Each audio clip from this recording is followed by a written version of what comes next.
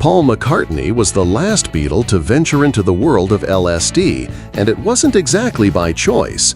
Unlike John Lennon and George Harrison, who had already embraced the psychedelic experience, Paul was far more cautious.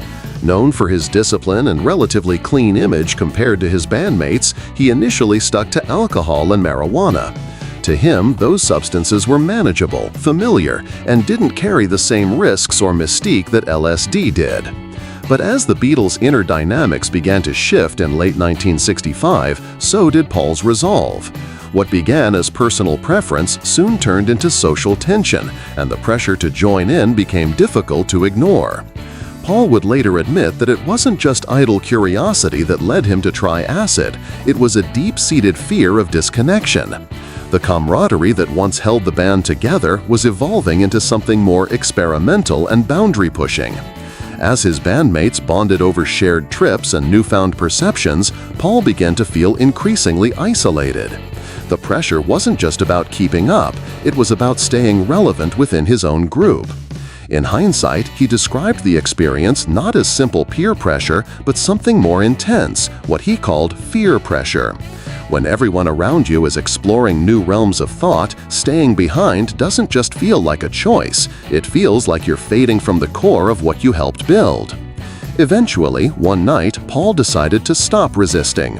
He told his bandmates he was ready, and together they embarked on a journey that would leave a lasting imprint on his psyche and his artistry. Though he entered the trip with skepticism, Paul quickly found himself swept up in the powerful effects of LSD. He later recalled how the experience expanded his mind, unlocked new dimensions of thought, and completely reshaped his view of the world. He began to see the drug not just as a hallucinogen, but as a key to deeper empathy and imagination. In one reflection, he imagined how global politics might change if world leaders experienced the same sense of unity and insight that he had. But perhaps the most profound transformation happened on a personal level, specifically in his relationship with John Lennon. During the trip, Paul described an extraordinary moment of connection with John, where the two locked eyes in an unspoken exchange of emotion and consciousness.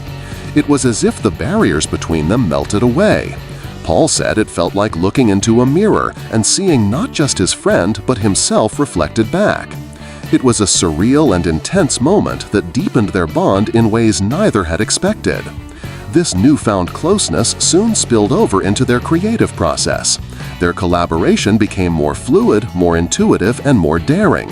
The Beatles' music evolved rapidly, shedding the polished pop of their early years for something far more experimental and psychedelic. Albums like Revolver and Sgt. Pepper's Lonely Hearts Club Band weren't just artistic triumphs, they were cultural milestones, and Paul's acid experience played no small part in their creation. Fans may not have known the specifics of that first trip, but the influence echoed unmistakably through the band's sound, lyrics, and vision. For Paul McCartney, what started as reluctant experimentation blossomed into a creative awakening. LSD didn't just shift his perspective, it rewired it. It brought him closer to his bandmates, especially Lennon, and helped usher the Beatles into their most innovative and iconic era.